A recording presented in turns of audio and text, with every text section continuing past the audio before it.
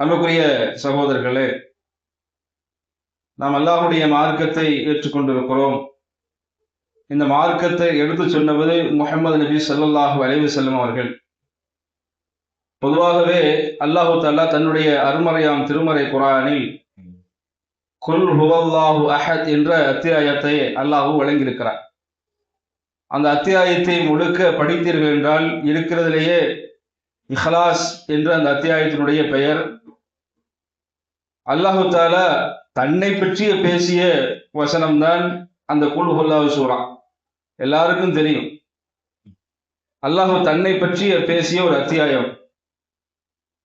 அல்லாஹ் எப்படிப்பட்டவன், அவனுக்கு பிள்ளைகள் இல்லை, அவனுக்கு தாய் தந்தையர் இல்லை, மனிதனுக்கு ஏற்படுகிற போல இயற்கை உபாதைகள் அவனுக்கு ஏற்படாது, மனிதனுக்கு ஏற்படுகிற பசியை போல இறைவனுக்கு ஏற்படாது, மனிதர்கள் வணங்கி கொண்டிருக்கிறார்களே இறைவனுக்கு, உலகத்திலே பார்க்குகிறோம் இறைவனுக்கு படைப்புகளை நிறைய வைக்குகிறார்கள்.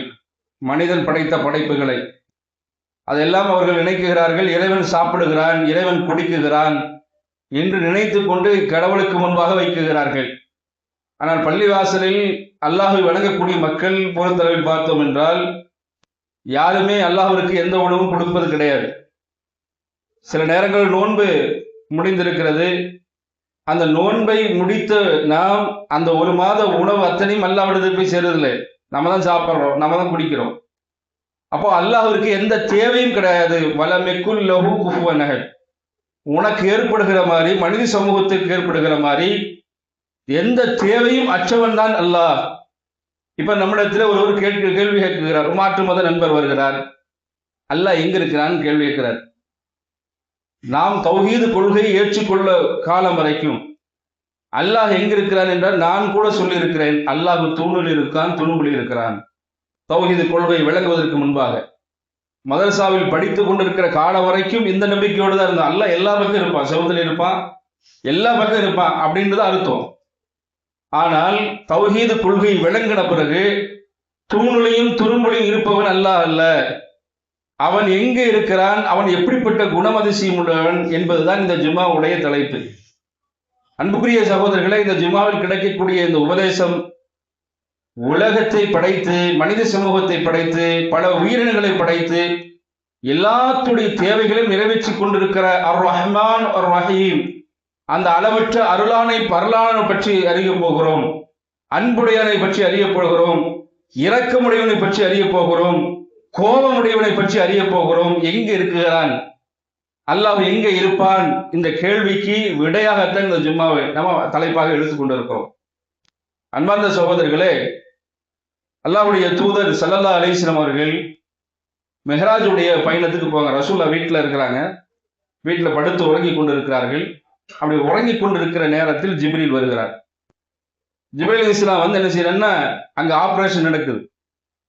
ரசூல் ஸல்லல்லாஹு அலைஹி வஸல்லம் உடைய உடம்பு நெஞ்சை கிழிக்கப்பட்டு ரசூலுல்லாஹ்வுடைய உடம்பில் இருக்க அந்த ஈரல் இருக்குல்ல, இதயம், அதை தூய்மைப்படுத்துகிறார். ஜம்ஜம் தண்ணீர் தூய்மைப்படுத்தி அல்லாஹ்வுடைய தூதர் ஸல்லல்லாஹு அலைஹி வஸல்லம் அவர்கள் உயிரில்லாத வாகனம் புராக் என்ற வாகனத்தில் அல்லாஹ்வுடைய தூதரை ஜிப்ரீல் அலைஹிஸ்ஸலாம் அழைத்து செல்கிறார். அழைத்து செல்கிற முதல் வானம் கிட்டத்தட்ட 7 வானம் இருக்கிறது. அந்த 7 வானத்தில் அல்லாஹ் எங்கு இருக்கிறான்? முதல் வானத்தில் சில பேரை சந்திக்கிறார்கள் அல்லாஹ்வுடைய தூதர்கள், 2வது வானத்தில் சில பேர் நபர்களை சந்திக்கிறார்கள், 7வது வானத்தில் தான் அல்லாஹ்வை சந்திக்கிறார்கள். அல்லாஹ்வை பார்ப்பதல்ல, அல்லாஹ்வுடைய கேள்விகளை கேட்பது. அப்படி நபிகள் நாயகம் ஸல்லல்லாஹு அலைஹி வஸல்லம் சொல்லுகிறார்கள், நான் மெஹராஜுடைய பயணத்துக்கு போனேன். அந்த பயணத்துல சித்ரத்துல் முன்தஹா என்ற ஒரு இடம் இருந்தது. அந்த இடத்துல யாருமே என்ன செய்ய முடியாது, அந்த இடத்தை தாண்டி போயிட முடியாது. ஜிப்ரீல் அலைஹிஸ்ஸலாம் ஒரு ஆள் தான் வர முடியும். எது வரைக்கும்? 7வது வானம் வரைக்கும் வரலாம். அவர் தான் எல்லா இடத்திலிருந்து இறை செய்தி வாங்கிட்டு வரக்கூடியவர். மற்ற எந்த மலக்குமார்களும் இந்த சித்திரத்துல் முன்தஹாவை போவதற்கு அனுமதி இல்லை. ஜிப்ரீல் அலைஹிஸ்ஸலாம் சித்திரத்துல் முன்தஹாவுக்கு சென்ற பிறகு ஜிப்ரீல் அலைஹிஸ்ஸலாம் சொல்றாங்க, இதுக்கு மேலே எனக்கு அனுமதி கிடையாது, அல்லாஹ் அனுமதி கொடுக்கல. அல்லாஹ் என்ன செய்யல? அனுமதி கொடுக்கல. அதுக்கு பிறகு யார் போகிறார்? ரசூல் ஸல்லல்லாஹு அலைஹி வஸல்லம் அவர்கள் போய் அங்கே அல்லாஹ்வை சந்திக்கிறார்கள், தொழுகை வாங்குகிறார்கள். இந்த சம்பவம் எல்லாத்துக்கும் தெரியும். இருந்தாலும் இந்த சம்பவத்தை அறிந்து கொள்வதற்காக அல்லாஹ் எங்க இருக்கிறான்? 7வது வானத்தில் இருக்குகிறான் என்பதை புரிந்து கொள்வதற்காக இந்த வரலாறை உங்களுக்கு சொல்கிறோம். அன்புக்குரிய சகோதரர்களே, நபிகள் நாயகம் ஸல்லல்லாஹு அலைஹி வஸல்லம் அவர்கள் அல்லாஹ் வானத்தில் தான் இருக்கிறான் என்பதற்கு அத்தாட்சியான செய்திகள். ரசூல் ஸல்லல்லாஹு அலைஹி வஸல்லம் அவர்கள் சொல்கிறார்கள், பூமியில் உள்ளவர் மீது நீங்கள் இரக்கம் காட்டினால், பூமியில் உள்ள ஒரு மனுஷன் மேல நீங்க இரக்கம் காட்டிங்கன்னா வானத்தில் இருக்கக்கூடிய அல்லாஹ் உங்கள் மீது இரக்கம் காட்டுவான். அப்ப இதுல இருந்து என்ன விளங்குது? அல்லாஹு தாலா வானத்தில் இருக்கிறான். எத்தனாவது வானம்? அதுக்கு சொல்லி காட்டுகிறார்கள். அடுத்து ரசூல் ஸல்லல்லாஹு அலைஹி வஸல்லம் அவர்களுடைய காலத்துக்கு முன்பாக மூசா அலைஹிஸ்ஸலாம் ஏகத்துவத்தை சொல்லுகிறார்கள். அப்படி ஏகத்துவத்தை சொல்லுகிற நேரத்தில் மூசா அலைஹிஸ்ஸலாம் ஃபிரௌன் கேட்கிறான், உன் இறைவன் எங்க? அப்ப மூசா அலைஹிஸ்ஸலாம் அவர்கள் சொல்லுகிறார்கள், என்னுடைய இறைவன் மேல இருக்கிறான், வானத்தில் இருக்கிறான். இப்போ மூசா அலைஹிஸ்ஸலாம் போய் வானத்துல ஏகத்துவத்தை சொல்லும் பொழுது உன்னுடைய இறைவன் வானத்துல இருக்கிறான், மந்திரிகளை எல்லாரும் வாருங்கன்றான். ஃபிரௌன் இருக்கக்கூடிய அத்தனை மந்திரிகளையும் அழைக்குகிறான். அழைத்து மிகப்பெரிய ஒரு கோபுரத்தை ஏற்படுத்துங்க, அந்த கோபுரத்தின் மேல் நின்று மூசாவுடைய இறைவனை நான் பார்க்க வேண்டும் என்று கோபுரத்தை ஏற்படுத்துகிறார். வானம் வரைக்கும் கோபுரம் உயர முடியாது. நாம் பார்க்கக்கூடிய இந்த வானம், முதல் வானம் என்பது பல படித்தரங்கள் இருக்கிறது. அப்ப ரசூல் ஸல்லல்லாஹு அலைஹி வஸல்லம் அவர் எப்படி இந்த புறாக்குடைய வாகனத்தில் போயிருப்பார் என்பதை வழங்கி பாருங்கள். அதே மாதிரி நபிகள் நாயகம் ஸல்லல்லாஹு அலைஹி வஸல்லம் அவர்கள் அல்லாஹு தாலா எங்கே இருக்கிறார் என்பதை தன்னுடைய திருமறையிலே சொல்லுகிறான். 20வது அத்தியாயம் 5வது வசனத்தில் சொல்லுகிறான், அர் ரஹ்மான் அலல் அர்ஷிஸ் தவா. அளவற்ற அருளாளன் எங்க இருக்கிறான் தெரியுங்களா? தன்னுடைய அரிசின் மீது இருக்குகிறான். அர்ஷ், அந்த அரிசி எப்படி இருக்கும்? அது எந்த மாதிரி இருக்கும்? சேர் நம்ம உட்கார்ற மாதிரி சேரா இருக்குமா? அதையெல்லாம் வழங்க முடியாது. அரிசியில் இருக்கிறான். அது எப்படி இருக்கிறான்? அல்லாஹு தாலா சொல்லுகிறான், அளவற்ற அருளாளன், கண்ணியத்துக்கு தக்கவாறு, மதிப்புக்கு தக்கவாறு தன்னுடைய அரிசின் மீது அவன் இருக்குகிறான். அல்லாஹு தாலா எந்த அளவுக்கு அரிசி வச்சிருக்கான்னு பாருங்க. அரிசி என்பது நம்ம நினைக்கிற மாதிரி கிடையாது. நல்லா கூர்ந்து கவனிக்க வேண்டும் சோழர்களே. அரிசி எங்க வைத்திருக்கிறான் தெரியுங்களா? அல்லாஹு தாலா 7வது வானத்துல, அங்க என்ன செய்யப்படும்? 7வது வானத்துக்கு முன்பாகத்தான் சொர்க்கம். சொர்க்கம் எங்க வச்சிருக்கிறான்? அல்லாஹ்வுடைய பக்கத்துல வச்சிருக்கிறான். சொர்க்கத்துல 100 படித்தரங்கள் இருக்கிறது. சொர்க்கம் என்ன நம்ம நினைக்கிற மாதிரி கிடையாது. சொர்க்கத்தை அல்லாஹு தாலா 8 சொர்க்க வாசல்களை சொல்லுகிறான். அந்த 8 வாசல்களை பற்றி பிரம்மாண்டமாக மார்க்கத்தில் அல்லாஹ்வுடைய தூதர்கள் சொல்லி காட்டுகிறார்கள். அந்த 8 வாசல் எல்லாம் அது ஒரு பக்கம் இருக்கட்டும், சொர்க்கத்தில் 100 படித்தரங்கள் இருக்கிறது. அதில் உயரமான படித்தரம் எதுன்னா ஜன்னத்துல் ஃபிர்தௌஸ் என்று அல்லாஹ்வுடைய தூதர் சொல்கிறார்கள். அப்ப அந்த ஜன்னத்துல் ஃபிர்தௌஸுக்கு மேல, அதுக்கு மேலதான் உயர்ந்த இருக்கிற ரசூலுல்லாஹ் சொல்றாங்க. எந்த மாதிரி சொல்லி காட்டுறாங்கன்னா, நீங்கள் அல்லாஹ்விடத்தில் துஆ செய்தால், நீங்கள் அல்லாஹ்விடத்தில் பிரார்த்தனை செய்தால், ஜன்னத்துல் ஃபிர்தௌஸ் எனக்கு வழங்கு என்று நீங்கள் அல்லாஹ்விடத்தில் பிரார்த்தனை செய்யுங்கள் என்று அல்லாஹ்வுடைய தூதர் ஸல்லல்லாஹு அலைஹி வஸல்லம். அப்ப ஜன்னத்துல் ஃபிர்தௌஸுக்கு மேல, நரகத்திற்கு மேல, நரகம் முன்னாடி, அதுக்கு மேல சொர்க்கம், 100 படித்தரங்களுக்கு மேல அல்லாஹு தாலா தன்னுடைய சிம்மாசனத்தில் அமர்ந்திருக்கிறான். அல்லாஹு தாலா தன்னுடைய திருமறையில் சொல்கிறான். 30 அத்தியாயம் 4வது வசனத்தை சொல்லி காட்டுகிறான். எப்படி சொல்றான் தெரியுங்களா? அல்லாஹுல்லதி ஹலக்கஸ் ஸமாவாதி வல் அர்த். வானமும் பூமி இருக்கிறதே, இந்த வானமும் பூமி அல்லாஹ் எப்படி படைச்சான் தெரியுங்களா? எத்தனை நாள்ல படைச்சிருப்பான்? அல்லாஹ் சொல்றான், ஹலக்கஸ் ஸமாவாதி வல் அர்த் வமா பைனஹுமா ஃபி சித்தத்தின் அய்யாமின் சும்மஸ்தவா அலல் அர்ஷ். அல்லாஹ் சொல்கிறான், 6 நாட்களில் வானத்தையும் பூமியையும் படைத்த ரப்புல் ஆலமீன் எங்க இருக்கிறான்? ஃபி சித்தத்தின் அய்யாமின் சும்மஸ்தவா, கண்ணியத்துக்கு தக்கவாறு, மதிப்புக்கு தக்கவாறு தன்னுடைய அரிசியில் என்ன செய்திருக்கிறான்? தன்னுடைய சிம்மாசனத்தின் மீது அல்லாஹ் இருக்குகிறான். ரசூல் ஸல்லல்லாஹு அலைஹி வஸல்லம் சொல்கிறாங்க, அந்த அந்த அந்த அந்த எப்படி இருக்கும், அந்த சிம்மாசனம் எப்படி இருக்கும் என்பதையெல்லாம் நிறைய பேர்கள் பேசுகிறார்கள். கிரேக்க தத்துவத்தை பேசக்கூடியவர்கள், யூதர்கள், கிறிஸ்தவர்கள் எல்லாம் இந்த வசனத்தை படித்த பிறகு ஒரு கருத்தை முன்வைத்தார்கள். அல்லாஹ் வானத்தை படைத்தான், பூமியை படைத்தான், படைத்துவிட்டு இஸ்லாத்துடைய கொள்கைக்கு நேர்மாற்றமான கொள்கை. இந்த வசனத்தை எடுத்துக்கொண்டு அவர்கள் பேசிய கருத்து என்ன தெரியுமா தோழர்களே? அவர்கள் சொல்லுகிறார்கள், அல்லாஹ் வானத்தை படைத்து, பூமியை படைத்து, மனிதனை படைத்து, விலங்குகளை படைத்து, மரம் செடிகளை படைத்து, மலைகளை படைத்து, எல்லாம் படைத்த அல்லாஹ். அந்த அல்லாஹ் என்ன செய்கிறார் தெரியுமா?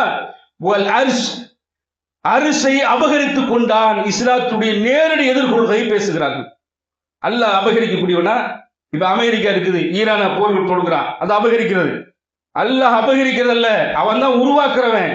இந்த மாதிரி அல்லாஹ்வுடைய வசனத்துக்கு கிரேக்க தத்துவத்தை பேசக்கூடியவர்கள் இது மாதிரி பேசக்கூடியவர்கள், இஸ்லாத்துடைய நேரடி எதிர்கொள்கையில் இருக்கக்கூடியவர்கள், அல்லாஹ்வுடைய தூதரை பற்றி சொல்கிறார்கள். அல்லாஹ் எங்க இருக்கிறான் என்பதை பற்றி பேசுகிறார்கள். அல்லாஹ் எங்க இருக்கிறான் பாருங்க. ரசூல் ஸல்லல்லாஹு அலைஹி வஸல்லம் அவர்கள் ஒரு வழக்கு ஒன்று ரசூலாட்ட வருது. அந்த வழக்கு எப்படிப்பட்ட வழக்கு தெரியுங்களா? யூதனுக்கும் முஸ்லீமுக்கும் பிரச்சனை. என்ன பிரச்சனைனா, யூதன் சொல்லுகிறான், இந்த அதிபதி இருக்கிறான் பாருங்க, படைத்த ரப்புல் ஆலமீன், அகிலத்தை படைத்த ரப்புல் ஆலமீன், மூசாவை படைத்தானே அந்த ரப்புல் ஆலமீன் சத்தியமாக என்று சொல்லுகிறான் யூதன். ஆனால் முஸ்லீம் சொல்லுகிறார், அகிலத்தின் அதிபதியாக இருக்கிற ரப்புல் ஆலமீன் அல்லாஹ் இருக்கான்ல, அந்த அல்லாஹ் முஹம்மது ஸல்லல்லாஹு அலைஹி வஸல்லம் மீது சத்தியமாக என்று பிரச்சனை வருகிறது. ஒரு கட்டத்துக்கு மேல முஸ்லீம் என்ன செய்யறாருன்னா, சஹாபி கோவப்பட்டு யூதனை அடிச்சார். அடிச்ச உடனே வழக்கு எங்க போகும்? ரசூல்லாட்ட போகுது. ரசூல்லாட்ட போன உடனே ரசூல்லா சொல்லுகிறார்கள், என்னவா பிரச்சனை? இதுதான் பிரச்சனையா? சரி, இது தீர்ப்பு ரசூல்லா சொல்றாங்க. எப்படி பாருங்க, மூசாவோடு என்னை சேர்க்காதீர்கள், மூசாவோடு என்னை சேர்க்காதீர்கள். ஏன்னு கேட்கிறாங்க. ஏன் இப்படி சொல்றாங்க ரசூல்லா? நபிகள் நாயகம் ஸல்லல்லாஹு அலைஹி வஸல்லம் அவர்கள் மறுமை நாள்ல பாருங்க, மறுமை நாள் ஏற்படும். அந்த மறுமை நாள்ல அல்லாஹு தஆலா என்ன செய்வானாமா, எல்லா மனிதர்களையும் அழைத்து விடான். சூர் ஊதப்படும். இரண்டாவது சூர் ஊதப்படும். அந்த இரண்டாவது சூர் ஊதப்பட்ட உடனே பூமியில் என்ன செய்வார்கள்? ஈசர்களை போல மனிதர்கள் வெளிப்படுவார்கள்.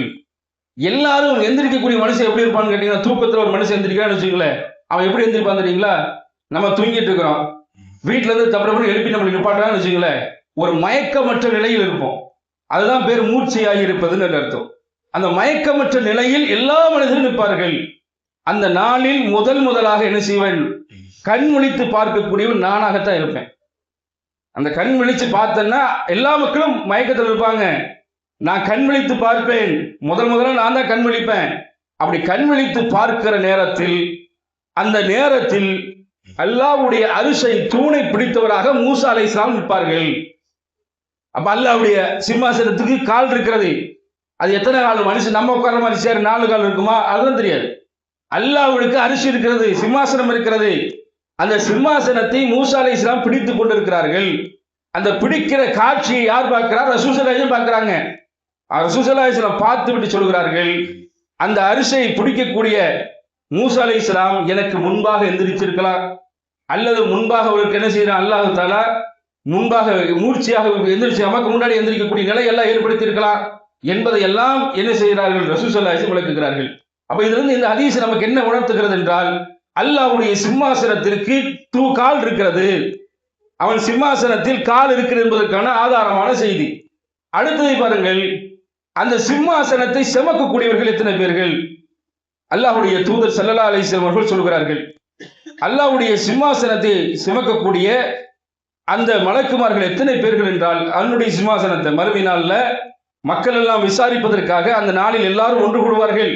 அந்த நாளில் மக்களுக்கு தீர்ப்பு வழங்குவதற்காக அல்லாஹு தஆலா தன்னுடைய சிம்மாசனத்தை தூக்கி கொண்டு 8 வானவர்கள் 8 வானவர்கள் என்ன செய்வார்களாம்? தூக்கி கொண்டு வருவார்கள். இதுக்கு அல்லாஹு தஆலா தன்னுடைய திருமறையில் 69 அத்தியாயம் 17 வசனத்தில் அல்லாஹ் சொல்கிறான், வல் மலக்கு அலா அஜ்வாஹி வ யஹ்மிலுல் அர்ஷ் ரப்பிக ஃபௌகஹும் ஸமானியா. அல்லாஹ்வுடைய அரிசை சுமந்து வரக்கூடிய வானவர்கள் 8 பேர்கள் இருப்பார்கள். இது நபிகள் நாயகம் ஸல்லல்லாஹு அலைஹி வஸல்லம் சொல்லி காட்டுறாங்க.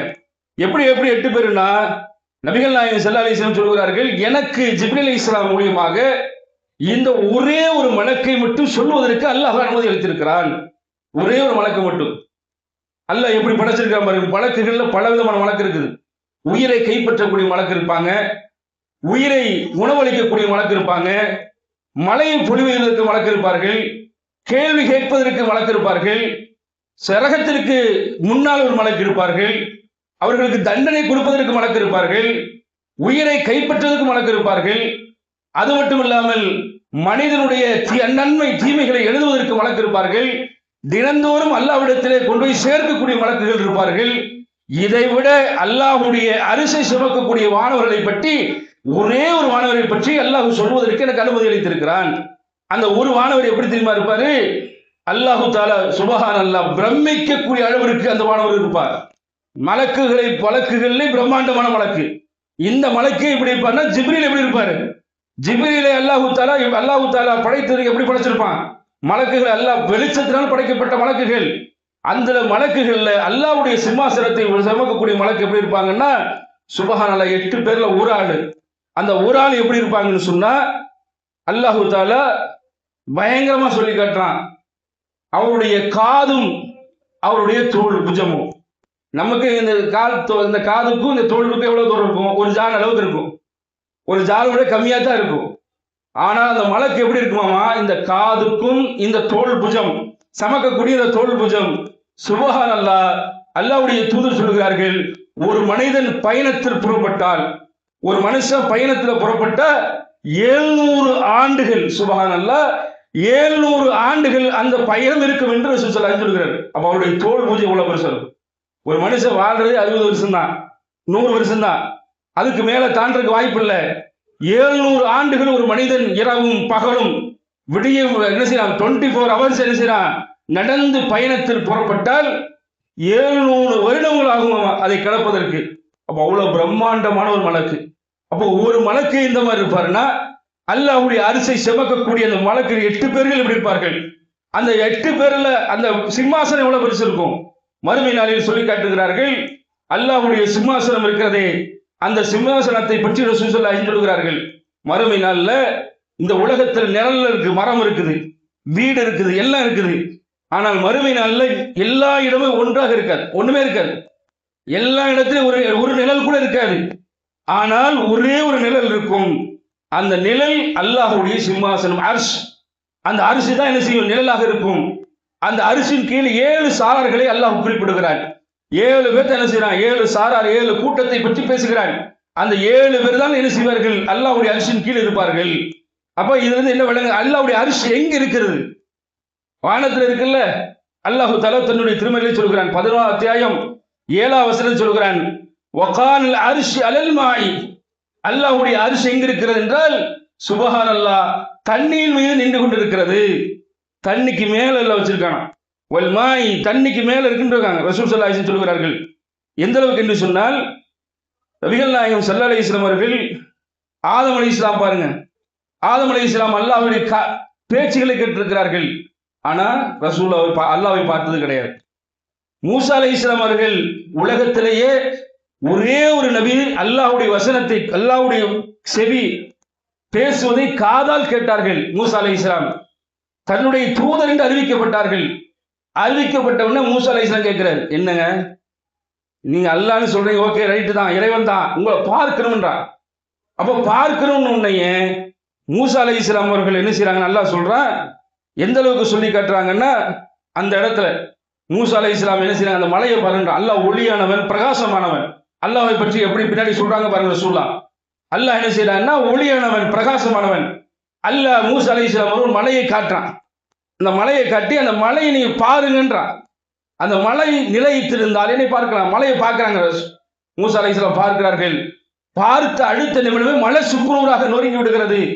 அல்லாஹ்வுடைய அந்த ஒளியை கூட என்ன செய்ய முடியாது, அந்த பிரகாசத்தை கூட என்ன செய்ய முடியல, அந்த மலை தாங்க முடியல.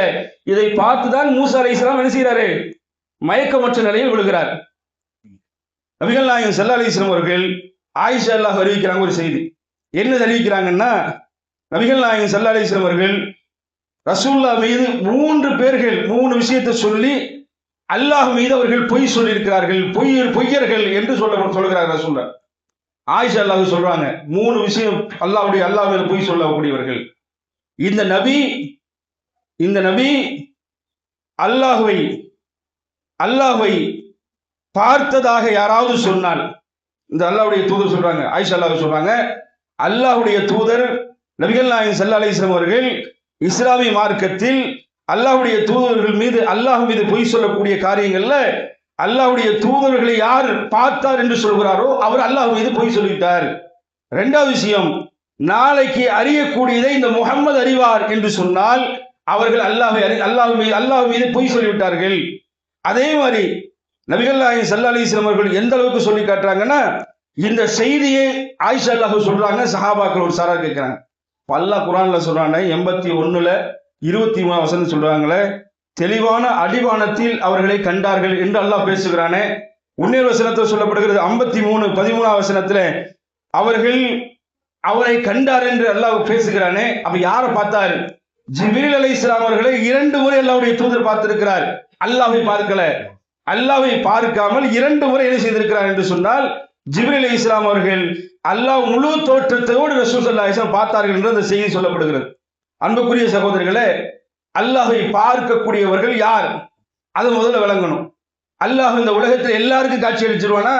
எல்லாரும் பார்த்துட முடியுமா? உலகத்திலேயே எல்லா மாற்றுமத நண்பர்கள் நம்மிடத்துல கேட்கிறார்கள், பள்ளிவாசல் ஒண்ணுமே இல்லையே, அல்லாஹ்ன்ற ஒரு பேரை மட்டும் தான் வச்சிருக்கிறீங்க, ஒண்ணுமே அங்க இல்லையே என்று கேட்கிறார்கள். ஆனால் ரசூல் ஸல்லல்லாஹு அலைஹி வஸல்லம் சொல்கிறார்கள், 2 விஷயங்கள் சந்தோஷத்தை ஏற்படுத்தும் ஒரு மூமினுக்கு. ஒரு விஷயம் என்ன? நோன்பாளிகள் நோன்பு திறக்கும் பொழுது, நோன்பாளி நோன்பை திறக்கும் பொழுது அதில் ஏற்படுகிற சந்தோஷம் இருக்கு பாருங்க. நோன்புக்கு முன்னாடி, திறக்கிறதுக்கு முன்னாடி ஏற்படுகிற சந்தோஷம் இருக்கு பாருங்க, ஒரு மகிழ்ச்சி. மூமின்களுக்கு 2 விதமான மகிழ்ச்சி. ஒன்று நோன்பு திறக்கும் பொழுது, மற்றொன்று அல்லாஹ்வை பார்க்கும் பொழுது. அப்ப மூமின்கள் தான் என்ன செய்ய முடியும்? அல்லாஹ்வை பார்க்க முடியும். அல்லாஹ் எந்த அளவுக்கு சொல்லி காட்டுறாங்கன்னு சொன்னா, அல்லாஹ் எப்படிப்பட்டவன்? அல்லாஹ்வுடைய தூதர் சொல்கிறார்கள், நபிகள் நாயகம் ஸல்லல்லாஹு அலைஹி வஸல்லம் சொல்கிறார்கள், அல்லாஹு தஆலா பிரகாசமானவன், அல்லாஹு தஆலா அழகானவன். அழகானவன் எப்படி பின்னாடி கருப்பனுக்கு போயிடக்கூடாது. அல்லாஹு அழகா இருப்பான், அவ்வளவுதான். எப்படி இருப்பான்? பிரகாசமா இருப்பான். அல்லாஹு தஆலா நபிகள் நாயகம் ஸல்லல்லாஹு அலைஹி வஸல்லம் சொல்லுவாங்க, நீங்கள் அல்லாஹ் நிக்கிறப்போ கந்தலாடையோ நிக்காதீங்கன்றான் ரசூலுல்லாஹ். சஹாபாக்கள் சொல்றாங்க, நீங்க அல்லாஹ்வின் பக்கம் தொழுகைக்கு வந்தால் கந்தலாடையோடு அழுக்கு ஆடைகளோடு உங்களை பார்த்தாலே அருவருப்பாக இருக்கக்கூடிய நிலையில் நிற்காதீர்கள். ஏன் ரசூலுல்லாஹ் சொல்றாங்க சஹாபாக்கள்கிட்ட? சஹாபி கேட்கிறாங்க, ஏன் ரசூலுல்லாஹ் அப்படி இருக்கக்கூடாது அப்படின்னு கேட்கிற நேரத்துல அல்லாஹ்வுடைய தூதர் சொல்கிறார்கள், அல்லாஹு தஆலா அழகானவன், அழகை விரும்பக்கூடியவன் என்று நபிகள் நாயகம் ஸல்லல்லாஹு அலைஹி வஸல்லம் சொல்கிறார்கள். மறுமை நாள்ல சில ஒரு சில விதமான சாரார்கள் என்ன செய்வாங்கன்னா, அல்லாஹு தஆலாவை பற்றி என்ன செய்வாங்க? பார்க்கவே முடியாது. அல்லாஹ் இவர்களுக்கு காட்சி அளிக்கவே மாட்டான். யார் என்று சொன்னால், நபிகள் நாயகம் ஸல்லல்லாஹு அலைஹி வஸல்லம் சொல்கிறார்கள், அல்லாஹ் எப்படி இருப்பான்? சஹாபாக்கள் மத்தியில பேச்சு வருது, அல்லாஹ் எப்படி இருப்பான்? இந்த ஒரு கோடி எத்தனையோ மக்கள் இருப்பாங்க, அல்லாஹ்வை பார்க்க முடியுமா அப்படின்னு சஹாபாக்கள் அல்லாஹ்விடத்துல கேட்கும் பொழுது, அல்லாஹ்வுடைய தூதர் கேட்கிறார், ஏதாவது தெரியுதா சந்திரன்? சந்திரனை பார்க்குறீங்களா? ஆமா அல்லாஹ்வுடைய தூதர் பார்க்கிறோம். முழு நிலவை பார்க்கிறீர்களா? ஏதாவது கஷ்டம் இருக்கா? இல்லை யார சொல்லலாம், பார்க்கறது ரொம்ப கஷ்டமே இல்லை, நல்லா பார்க்குற மாதிரி இருக்காரு, பார்க்கற முடியுதே அப்படின்னு சொல்லுவோம்ல. நிலாவை பார்க்கிறோம், பிறை பார்க்கிறோம்ல. பிறை பார்க்கும் பொழுது எல்லாத்துக்கும் தெரியுதா இல்லையா? மறைஞ்சுக்கிறது தெரியுதா? இல்லை. முழு நிலவு ஏற்படுது, பௌர்ணமி ஏற்படுது, முழு நிலவை நம்ம பார்க்கிறோம். இது எப்படி நமக்கு கஷ்டம் இல்லையோ, அதுபோல மறுமை நாளில் அல்லாஹ்வை பார்ப்பது ஒரு மூமின்களுக்கு, அல்லாஹ்வுக்கு கட்டுப்பட்டவர்கள் எந்த சிரமம் இருக்காது. எவ்வளவு பெரிய கோடி மக்கள் இருந்தாலும் ஒரு துன்பம் அவர்கள் அல்லாஹ்வை பார்ப்பார்கள் என்று நபிகள் நாயகம் ஸல்லல்லாஹு அலைஹி வஸல்லம் அவர்கள் சொல்லி காட்டுகிறார்கள். அன்பார்ந்த தோழர்களே, நீங்கள் சிந்தித்து பார்க்கணும், அல்லாஹ் இப்படிலாம் இருக்கிறான். அவனுக்கு என்ன செய்யப்படுதுன்னா, அல்லாஹு தஆலா கண் இருக்கு, அவனுக்கு கை இருக்கா, அவன் கால் இருக்கிறதா, அவன் நடக்குவானா, அவன் சிரிப்பானா, அவன் கோவப்படுவானா அப்படின்னு ஒரு கேள்வியெல்லாம் இருக்கும். இதுக்கு ரசூலுல்லாஹ் சொல்றான், அல்லாஹ் எல்லாம் செய்வான். அல்லாஹு தஆலா நம்மளை பார்த்து கொண்டு தான் இருக்கிறான், நம்மளை கண்காணித்து கொண்டு தான் இருக்கிறான். நினைச்சு பாருங்க, கேமரா இருக்கு இன்னைக்கு செல்போன்ல, எங்கேயோ இருக்கிற கடையை இன்னைக்கு என்ன செய்யறோம்? நம்ம பார்க்கிறோமா இல்லையா? எங்கேயோ இருக்கிற நபரை நேரில் என்ன செய்யறோம்? சந்திக்கிறோமா இல்லையா? இந்த ஆற்றல் நமக்கு அல்லாஹ்வினால் படைக்கப்பட்ட அடிமைக்கு இந்த ஆற்றல் இருக்கும் பொழுது, நம்மை படைத்த ரப்புல் ஆலமீன் நம்மளை பார்ப்பது ஒரு ஆளை பார்ப்பானா? ஒட்டுமொத்த மக்களையும் பார்த்து கொண்டிருக்கிறான். இது நம்பணும் ஒரு மூமின். உலகத்தில் எல்லாரையும் என்ன செய்யறான்? அல்லாஹ் பார்த்துக்கிட்டு இருக்கிறான். நபிகள் நாயகம் ஸல்லல்லாஹு அலைஹி வஸல்லம் சொல்கிறார்கள், அல்லாஹ் சிரிப்பானாமா. எப்படி சிரிப்பான் பாருங்க. மறுமை நாள்ல 2 சாரார்கள் வருவார்கள். 2 சாரார்ல ஒரு சாரார் யாருன்னு கேட்டீங்கன்னா, அல்லாஹ்வுடைய தூதர் சொல்லி காட்டாங்க, இந்த சம்பவத்தை சொல்றாங்க. ஒருத்தர் கொலை செய்யப்பட்டிருப்பார், கொலை செஞ்சவர் அங்க வருவார், சொர்க்கத்துக்கு வருவார். கொலையை பண்ணாரு பாருங்க, அவரும் அங்க நிற்பார். 2 பேர்கள் என்ன செய்வார்? நேருக்கு நேர் சந்திச்சுக்குவாங்க. நேருக்கு நேர் சந்தித்துக் கொண்டிருக்கிற பொழுது அவன் சொல்லுவான், எப்பா நீ தானே என்ன கொன்ன? ஆமா. கொன்னவன் சொர்க்கத்துக்கு போவார், சொர்க்கத்தில் நிற்பாரு. கொலை செஞ்சா பாருங்க, அவன் அங்க நிற்பான். இப்ப அவன் கேட்பானாமா, ஏன்னா நீ தானே என்ன கொன்ன? ஆமா நான் கொன்னேன். எப்ப கொன்னுட்டு நீ எப்படி வரலாம் உனக்கு சொர்க்கத்துக்கு கொடுத்தான்? உன்னை கொன்னுட்டேன், உன்னை கொலை செய்து விட்டேன். பிற்காலத்தில் எனக்கு அல்லாஹ் ஹிதாயத்தை ஏற்படுத்தினான், அல்லாஹ்ட்ட தௌபா செஞ்சேன். தௌபா செஞ்சு உன்னை கொன்னது மாதிரி என்னை ஒருத்த கொன்னான். சஹீதாக்கப்பட்டு அல்லாஹ்வுடைய சன்னிதானத்தில் 2 பேரும் வாக்குவாதம் பண்ணுவாங்க, பேசிக்குவாங்க. இந்த செய்தியை பார்த்து அல்லாஹ் சிரிப்பானாம். மற்றொரு செய்தியும் வருகிறது, அல்லாஹு தாலா கடைசியா ஒரு மனிதன் எடுப்பான் நரகத்திலிருந்து. அவன் எப்படிப்பட்ட நிலையில் இருப்பான்னா, களிமாவில் உறுதி இல்லவன, எல்லாத்தையும் என்ன செய்வான்ல, யாரும் என்ன செய்ய மாட்டான். முஸ்லீமா இருக்கக்கூடிய களிமாவை சொன்ன யாருமே எல்லாம் என்ன செய்ய மாட்டான், நரகத்தில் விட மாட்டான். அல்லாஹ்விற்கு இணை வைத்தவர்கள் நரகத்தில் இருப்பார்கள், முனாஃபிக்குகள் நரகத்தில் இருப்பார்கள், பெரும்பாவம் செய்தவர்கள் நரகத்தில் இருப்பார்கள். அல்லாஹ்வை கொஞ்சம் கூட உள்ளத்துல ஒரு அளவுக்கு லா இலாஹ இல்லல்லாஹ்னு சொல்லி ஏத்திருக்கிறான் பாருங்க, அவனை கடைசி அல்லாஹ் தலை எடுப்பான். கல்லாடி நெருப்பு வெந்து உடெல்லாம் வெந்து புண்ணாக்கப்பட்டு அந்த இடத்தில் கரிந்த நிலையில் அப்படியே அல்லாஹு தஆலா எடுத்து அல்லாஹ்கிட்ட கேட்பான், அல்லாஹ் நரகத்திலிருந்து எடுத்துட்ட, நான் ரொம்ப மோசமானது. அவன் அல்லாஹ்ட்ட எப்படி பேசுவான், அல்லாஹ் உலகத்தில் நான் களிமா சொன்னேன், இஸ்லாமிய வாழ்ந்தேன், லா இலாஹ இல்லல்லாஹ் முஹம்மது ரசூலுல்லாஹ் இதை ஏற்றுக்கொண்டேன். என் பக்கத்துல காஃபிர் இருக்கிறான், என் பக்கத்துல என்ன செய்யறான், காஃபிர் இருக்கிறான். யா அல்லாஹ் அவனையும் என்னையும் ஒன்னா போடுறியா அப்படின்னு அல்லாஹ் கேட்பான். கேட்கிறப்ப அந்த அல்லாஹ் சொல்லுவானம்மா, ஏப்பா இதுக்கு மேல எதுவும் கேட்க மாட்டியா, இதுக்கு மேல எதுவுமே கேட்க மாட்டியா. பல்லாட இருந்த மனிதன் சொல்லுவான், எல்லாம் இதுக்கு மேல ஒண்ணுமே கேட்க மாட்டேன், இந்த கரகத்துல இருந்து இந்த மேல ஏற்றி விட்டு. அல்லாஹ் தஆலா இதுக்கு மேல எதுவும் கேட்கவே மாட்டான். மேல தூக்கி போறாங்க. இந்த நரகத்தினுடைய அந்த மேல இருக்கிற அந்த சுவரை துட்டி மேல வரான் மனுஷன். மேல வந்துட்டு அல்லாஹ் அவனை பார்க்கணும் என்பதற்காக, அவன்கிட்ட பேசணும் என்பதற்காக. அல்லாஹ் எப்படிப்பட்டவன் தெரியுமா, அவன்கிட்ட பேசணும், அவனால் படைக்கப்பட்ட மனிதன்கிட்ட பேசணும். அல்லாஹ் அப்படிப்பட்டவன். வேண்டும் என்று அல்லாஹ் என்ன செய்யறான், ஒரு மரத்தை, சொர்க்கத்தில் இருக்கிற மரத்தை கொண்டு முன்னாடி நிப்பாட்டுறான். அவன்கிட்ட பேசணும், மனுஷன்ட்ட, அவனால் படைக்கப்பட்ட அடிமைகிட்ட பேசணும், முன்னாடி கொண்டு வந்து நிப்பாட்டுறான். அவன் பார்க்கறான், பார்த்துட்டு அல்லாஹ் கூப்பிடறான்ல, என்ன இப்பதான் எதுவுமே கூப்பிட மாட்டேன்னு சொன்னேன்ல, எதுக்கு மனிதா கூப்பிடுறேன்னு கேட்கிறாங்க. அல்லாஹ் கேட்கறான். அவன் சொல்லுவான், அல்லாஹ் இது எடுத்துட்ட, எல்லாமே உடம்பெல்லாம் அழகி இருந்துச்சு, மேலே வந்து அந்த தண்ணியில முக்கியம் விட்டுட்ட, அந்த மரத்தை பார்த்த ரொம்ப ஆசையா இருக்குது, அந்த மரத்தை பார்த்து ரொம்ப ஆசையா இருக்குது, அந்த மரத்து பக்கம் போட்டுறியல்லா. இப்போ அவன் சொல்லுவான் அல்லாட்ட, அல்லாஹ் சொல்லுவான், ஏப்பா இதுக்கு மேலே எதுவுமே கேட்க மாட்டேன்னு சொன்னில்ல, மேலே எதுவுமே கேட்க மாட்டேன்னு சொன்னில்ல, இப்போ எதுப்பா கேட்குற, அல்லாஹ் இந்த மரத்துக்கிட்ட போட்டுரு, வல்லாஹி ஒண்ணுமே கூட கேட்க மாட்டேன், வேற ஒண்ணுமே கேட்க மாட்டேன். அல்லாஹ் சொல்லுவான், இதுக்கு மேல எதுவுமே கேட்கக்கூடாது, எதுவுமே கேட்க மாட்டேன். அல்லாஹ் மரத்துல போட்டான். மரத்துல போட்டுட்டு அல்லாஹ் என்ன செய்யறான், மரத்துல அப்படியே உட்கார்ந்து அந்த இன்பத்தோடு இருக்கிறார். அப்படியே அல்லாஹ் என்ன செய்யறான்னா, சொர்க்கத்தினுடைய வாசல் இருந்து அப்படியே காட்டுறான், சொர்க்கத்தை காட்டுறான். சொர்க்கத்தை காட்டின உடனே அவனுடைய உள்ளத்தில் மாற்றம் ஏற்படுகிறது. எல்லாம் நரகத்திலிருந்து மேலே நரகத்திலிருந்து எடுத்து நேரம் சொர்க்கத்தினுடைய மரத்தின் கீழே இருக்க வைக்கிற வாய்ப்பை ஏற்படுத்தின. எல்லாம் என்னை திருப்பி எல்லாம் கூப்பிடுவான், எல்லாம் அப்படி பல்லாம் எப்பா இதுக்கு மேல கூப்பிடக்கூடாதுன்னு சொன்னேன், நீயும் மறுத்தே இல்லை, இதுக்கு மேல கூப்பிட மாட்டேன்னு சொன்னியா இல்லையா, ஆமா எல்லாம் கூப்பிட மாட்டேன், உண்மைதான். என்னை என்ன செய்து அந்த சொர்க்கத்தினுடைய வாசலில் கொண்டு வைத்து விடு, சொர்க்கத்தினுடைய வாசலை கொண்டு வச்சிரு.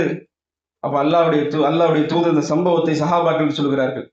பல்லாட்ட மனுஷன் சொல்றான், எல்லாம் இதுக்கு மேல எதுவுமே கேட்க மாட்டேன், இந்த வாசல்ல கொண்டு போய் விட்டு. இந்த வாசலை பார்க்குகிறான். வாசலை பார்த்து வாசல் இருக்கக்கூடிய அந்த சொர்க்கத்தில் இருக்கக்கூடிய அந்த மக்களுடைய இன்பத்தை எல்லாம் பார்க்குகிறான். பார்த்து விட்டு அடிச்சிடான்னு திருப்பி அல்லாஹ் கூப்பிடுவான், அல்லாஹ். அப்ப அல்லாஹ் சொல்லுவான், ஏன்டா இப்பதானே சொன்னேன் எதுவுமே கூப்பிடக்கூடாதுன்னு, எதுவுமே கேட்க மாட்டேன்னு சொன்னியா, ஆமா அல்லாஹ் என்னை உள்ள விடு, உள்ள தூக்கி போட்டுறியா அல்லாஹ். உள்ளே அல்லாஹ் தூக்கி விடுவான், உள்ள சொர்க்கத்துக்குள்ள போயிடுவான். போற பக்கம் எல்லா அறைகளும் புல்லு, எங்கேயுமே இடம் இல்லை. மீண்டும் வருவான், அல்லாஹ்விடத்திலே வருவான். வந்து சொல்லுவான், அல்லாஹ் எல்லாரும் இருக்கிறார்கள், எனக்கு இடம் இல்லை, வீட்டுல எல்லா அறை இருக்கிறது, ஆனா எனக்கு உட்கார்ந்து பேசுறதுக்கு நான் சந்தோஷமாக இருப்பதற்கு ஒரு இடம் கூட இல்லை. அப்ப அல்லாஹ் கேட்பான், வேற என்ன வேணும். அப்ப அவன் சொல்லுவான், அல்லாஹ் எல்லாத்தையும் தாட்டி விட்டுட்டு என்ன மட்டும் சொர்க்கத்துல வச்சிரு. இந்த ஹதீஸை இப்னு மஸ்ஊத் ரலியல்லாஹு அறிவிக்கக்கூடிய அந்த இப்னு மஸ்ஊத் சொல்கிறார்கள், சஹாபாக்கள் இந்த செய்தியை கேட்கிறார்கள். இப்னு மஸ்ஊத் அல்லாஹ் சிரிக்கிற பொழுது, ஏன் இப்னு மஸ்ஊதை சிரிக்கிறீர்கள், அல்லாஹ்வுடைய தூதர்கள் சிரித்தார்கள். ஏன் அல்லாஹ்வுடைய தூதர் சிரித்தார்கள், அல்லாஹ் சிரித்தான், அதனால் அல்லாஹ்வுடைய தூதர் சிரித்தார்கள். இப்னு மஸ்ஊதே நீங்களும் சிரியுங்கள், சஹாபாக்களை நீங்களும் சிரியுங்கள், அல்லாஹ் சிரித்திருக்கிற என்ற வரலாற்று சம்பவத்தை நிறைய இடங்களை பார்க்கலாம். அல்லாஹ்விற்கு கை இருக்கிறதா, அல்லாஹ்விற்கு கை இருக்கிறது. ரசூல் ஸல்லல்லாஹு அலைஹி சொல்கிறார்கள், நீங்கள் தர்மம் செய்தால், வலது கரத்தால் நீங்கள் தர்மம் பெற்றுக்கொண்டால், அல்லாஹ்வுடைய பார்வையில் நீங்க யாராவது தர்மம் செஞ்சீங்கன்னா அல்லாஹ் தன்னுடைய வலது கரத்தால் பெற்றுக்கொள்கிறார். அது என்ன செய்கிறான்? குதிரை வளர்ப்பதை போல அல்லாஹு தஆலா வளர்க்குகிறான்.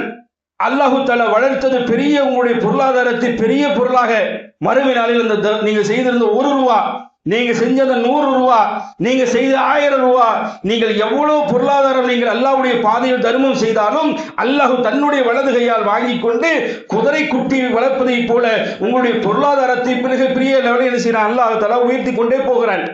எந்த அளவுக்கு என்பதை பாருங்கள். நபிகள் நாயகம் ஸல்லல்லாஹு அலைஹி வஸல்லம் அவர்கள் சொல்கிறார்கள், எப்படி என்றால் அல்லாஹ்விற்கு கால் இருக்கிறதா? இருக்கு. எப்படி இருக்கும்? அதை ரசூலுல்லாஹ் சொல்கிறார்கள். நபிகள் நாயகம் ஸல்லல்லாஹு அலைஹி வஸல்லம் சொல்கிறார்கள், மறுமை நாள்ல எல்லா மக்களும் இருப்பார்கள். அந்த நேரத்தில் ஒரு அழைப்பாளர் வருவார், மலக்கு வருவார். அந்த மலக்கு என்ன செய்வார்னா எல்லாத்தையும் அழைப்பார். யார் யாரெல்லாம் வணங்கி இருக்கிறீங்களோ, யார் யாரெல்லாம் எதையெல்லாம் வணங்குங்களோ அதன் பக்கம் போங்கன்னு அழைப்பு வரும். அப்ப கடலை வணங்கினவங்க கடல் பக்கம் போவாங்க, மனுஷனை வணங்கவும் மனுஷன் பக்கம் போவாங்க, தூதரை வணங்கியவர்கள் தூதர் பக்கம் ஓடுவார்கள், நெருப்பை வணங்கியவர்கள் நெருப்பின் பக்கம் ஓடுவார்கள், மிருகத்தை வணங்கியவர்கள் மிருகத்தின் பக்கம் ஓடுவார்கள், கல்லை வணங்கியவர்கள் கல்லை பக்கம் எல்லாரும் ஓடுவார்கள். 3 சாரார்கள் அங்கே இருப்பார்கள். 3 சாரார். ஒரு சாரார் யாருன்னு கேட்டீங்கன்னா யூதர்கள், முஸ்லிம்களை கொண்டு போய்க்கிற யூத கூட்டம் இருக்கிறதே, அந்த கூட்டம் நிற்கும். அந்த அழைப்பாளர் கேட்பார், ஏப்பா இங்க நிக்கிறீங்க, ஏன் நிக்கிறீங்க இந்த இடத்துல அப்படின்னு கேட்கிற நேரத்தில் யூதர்கள் சொல்வார்கள், எங்களுடைய மகன் அல்லாஹ்வுடைய மகனை நாங்கள் எதிர்பார்த்து கொண்டிருக்கிறோம், உசைரை எதிர்பார்த்து கொண்டிருக்கிறோம், அவருடைய இறை தூதர் உசைர் அலைஹிஸ்ஸலாம் அவர்களை நாங்கள் எதிர்பார்த்து கொண்டிருக்கிறோம், ஏன் அவரை எதிர்பார்க்கிறீர்கள் என்று மலக்குமார் கேட்பார். அந்த மலக்குமார்கள் அல்லாஹ்விடத்தில், அந்த மலக்குமாரிடத்தில் இந்த யூத கூட்டம் சொல்லும், அல்லாஹ்வுடைய மகனை சந்திப்பதற்காக நாங்கள் எதிர்பார்த்து கொண்டிருக்கிறோம். அல்லாஹ்வுடைய அந்த வானவர்கள் சொல்லுவார்கள், அந்த மலக்கு சொல்லுவார், உங்கள் மீது அல்லாஹ்வுடைய சாபம் உண்டாகட்டும் என்று அடுத்து சொல்லிடுவாரு. அந்த நேரத்தில் மோமீன்களுக்கு அல்லாஹ் காட்சி அளிப்பான். எப்படி காட்சி அளிப்பான் பாருங்க. அல்லாஹ்வுடைய தூதர் ஸல்லல்லாஹு அலைஹி வஸல்லம் சொல்லி காட்டுகிறார்கள், யூதர்கள் தண்ணி கேட்பாங்க. பயங்கரமான வெயில், சூரியன் பக்கத்தில் வைக்கப்பட்டிருக்கும். ஒவ்வொருத்தரும் தன்னுடைய வேர்வையிலே மூழ்கி கொண்டிருப்பார்கள்.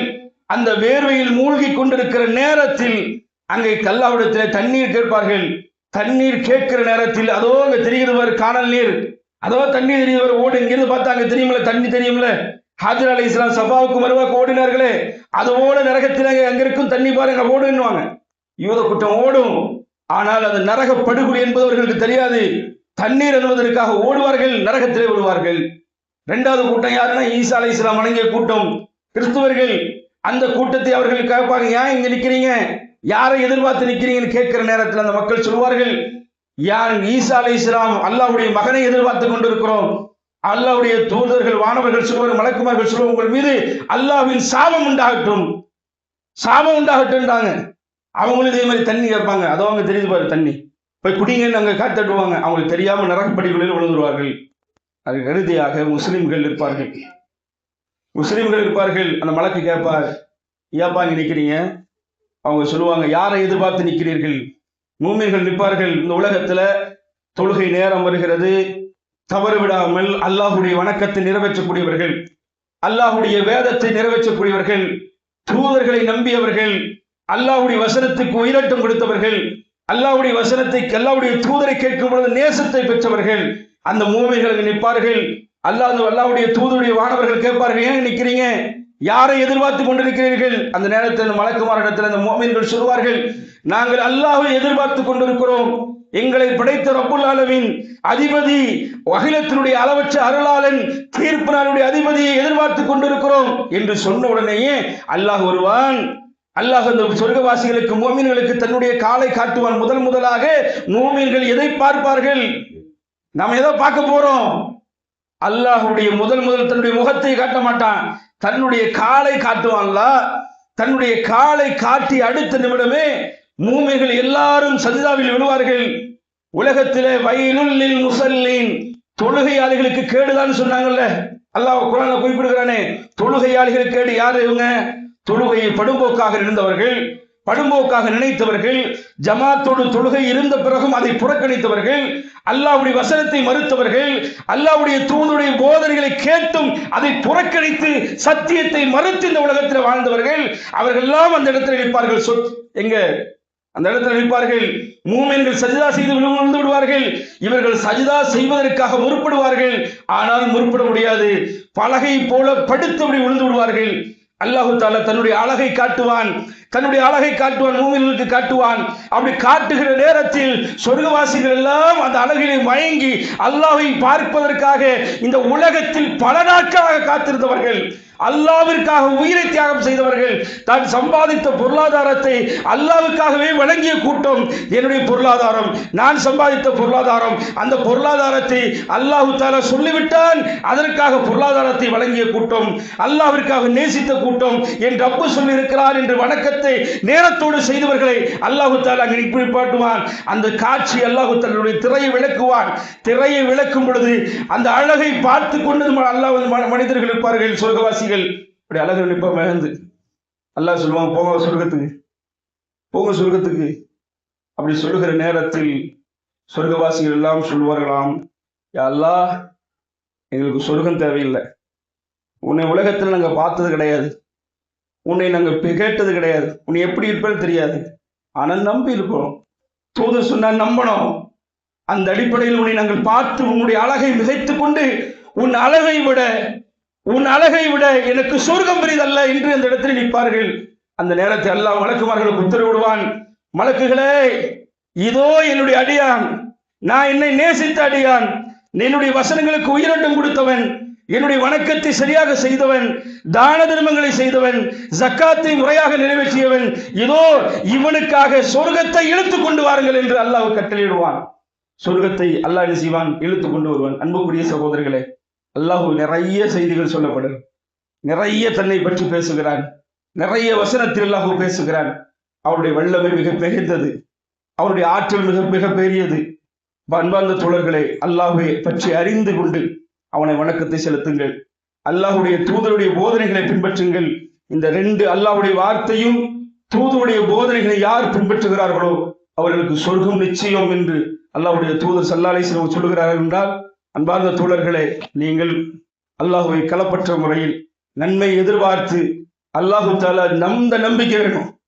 ரசூலுல்லாஹ் சொல்றாங்க, செருப்பு வாரந்து விட்டாலும் அல்லாஹ்விடத்திலே கேட்க வேண்டும். அல்லாஹ்வுடைய தூதர் சொல்றாங்க, இந்த நம்பிக்கை நம்மகிட்ட உள்ள இருக்கு. செருப்பு அந்து போச்சா, எனக்கு இழப்பு ஏற்பட்டுச்சா, அல்லாஹ்ட்ட வந்து உட்காரணும், அல்லாஹ் இடத்துல மன்றாடணும். அவன் தான் எனக்கு எல்லாமே. காலையில் எந்திரிக்கிறோம், எந்திரிச்சு நம்முடைய பொருளாதாரத்தை தொலாவிக் கொள்கிறோம், நாம் நினைத்துக் கொண்டிருக்கிறோம் நம்மளாலதான் இந்த பொருளாதாரம் வந்துச்சுன்னு. கிடையாது, அல்லாஹ் நாடியதுனால்தான். அல்லாஹ் நாடினால் 10,000 ரூபாய் கூட கொடுப்பான், அல்லாஹ் நாடிட்டா லட்சம் ரூபாய் கூட கொடுப்பான். அல்லாஹ் நாடவில்லை, ஒன்றுமே கிடையல. அல்லாஹ் நாடினால் நோயை கொடுப்பான், அல்லாஹ் நாடினால் நோயை தீர்ப்பான், அல்லாஹ் நாடினால் சிறந்த மனைவியை ஏற்படுத்துவான். அல்லாஹ் நாடவில்லை என்றால் சிறந்த மனைவி இல்லை, சிறந்த கணவன் இல்லை, சிறந்த பிள்ளைகள் இல்லை. பல நபிமார்கள் பிள்ளைகள் இல்லாதவர்களாக உலகத்திலே வாழ்ந்திருக்கிறார்கள். நம்முடைய பிள்ளைகளுக்கு சாலிகான அடிப்படையில் இன்ஷா அல்லாஹ் மார்க்கத்தை சொல்லக்கூடியவர்களாக, மார்க்கத்தை பின்பற்றக்கூடியவர்களாக, சொர்க்கத்தை அடையக்கூடிய மக்களாக அல்லாஹு தஆலா உங்களையும் என்னை ஆக்க வேண்டும் கூறி எனது உரை நிறைவு செய்கின்றேன். வாஹிரு தஅவானா அல்ஹம்துலில்லாஹி ரப்பில் ஆலமீன். அஸ்ஸலாமு அலைக்கும் வரஹ்மத்துல்லாஹி வபரகாத்துஹு.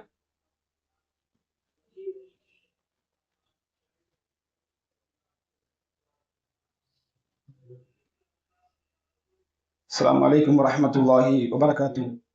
அன்புக்குரிய சகோதரர்களே, அல்லாஹ்வுடைய மார்க்கத்தை ஏற்றுக்கொண்டிருக்கிற நம் பிள்ளைகளுக்கு சரியான மார்க்கத்தை கற்றுக் கொடுக்க வேண்டும். இன்ஷா அல்லாஹ் வரக்கூடிய திங்கக்கிழமையிலிருந்து இன்ஷா அல்லாஹ் மதரசா ஸ்டார்ட் ஆயிரும். பொதுவாகவே மதரசாவுக்கு சில பிள்ளைகள் வராது. மதரசா என்ன செய்யாது, பிள்ளைங்க மதரசாவா, ஐயோ போயிடுச்சு, லீவெல்லாம் முடிஞ்சிருச்சா அப்படின்னு நினைக்கக்கூடிய பிள்ளைகள் இருக்கிறார். ஆனால் நம்ம மதரசா பிள்ளைங்க எப்படி தெரியுமா, நோன்பு முடிஞ்ச உடனே ஸ்டார்ட் பண்ணிட்டாங்க. எனக்கு ரெஸ்ட் இல்லை நோன்புல. ஆனால் அவங்க என்ன செய்யறாங்க, முன்னாடியே வாலண்டியர் கூப்பிட்டு ஜெப மதரசா, ஒவ்வொரு நாட்களும் ஒவ்வொரு நாளும் ஒவ்வொரு பக்தனையும் ஒருத்தங்க வழி இல்லாமல் நேற்று வருவான். நேற்று வந்தான், எப்போ மதரசா எங்கிட்ட சொல்லுங்க, மதரசா எப்போ திறப்பீங்க, எப்போ நாங்கள் ஓதணும், அதுக்காக நேரத்தை சொல்லுங்க. எங்கள் வீட்டில் இருந்து எங்கள் அம்மா கேட்டு விட்டுருக்காங்க. வழி இல்லாமல் என்ன செஞ்சோம், திங்கக்கிழமைலேருந்து ஸ்டார்ட் பண்ணிடுவோம். ஏன்னா எக்ஸாம் நடக்குது. எக்ஸாம் அவங்க என்ன செய்யணும், முழாண்டு அவங்க நல்லா படித்து மார்க் எடுக்கணும்ல, அதுக்காக நம்ம நேரத்தை ஒதுக்கணும். ஆனால் அவங்க பொறுக்கல, மதரசாவை தாம துவங்கி விடுங்க. இன்ஷா அல்லாஹ் இந்த மதரசா வரக்கூடிய திங்கக்கிழமை மதரசா துவங்க இருக்கிறது. ஆகையால் இன்ஷா அல்லாஹ் உங்களுடைய பிள்ளைகளை வழக்கம் போல நம்முடைய பிள்ளைகளை மார்க்க பெற்றுள்ள பிள்ளைகளாக, தௌஹீதை பின்பற்றக்கூடிய மக்களாக, இந்த பிள்ளைகள் உங்களுக்கு தொலை வைக்கக்கூடிய பிள்ளைகளாக, எங்கள் அத்தா மௌத்தா போனா எனக்கு யார் தொழு வைக்கணும்? மகன் தான் தொழு வைக்கணும்.